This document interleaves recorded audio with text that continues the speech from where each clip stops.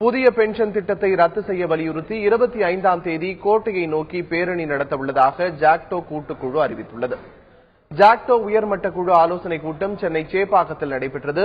பின்னர் செய்தியாளர்களிடம் பேசிய குழுவின் உயர்மட்ட தலைவர் ரங்கராஜன், 20ஆம் தேதி மாவட்ட தலைநகரங்களில் மனித சங்கிலி போராட்டமும் 25ஆம் தேதி கோட்டையை நோக்கி பேரணியும் நடைபெறவுள்ளதாக கூறினார். வருகிற 20/2/2016 அன்று அனைத்து மாவட்ட தலைநகரங்களிலும் மாபெரும் மனித சங்கிலி போராட்டத்தை நடத்த உள்ளோம்.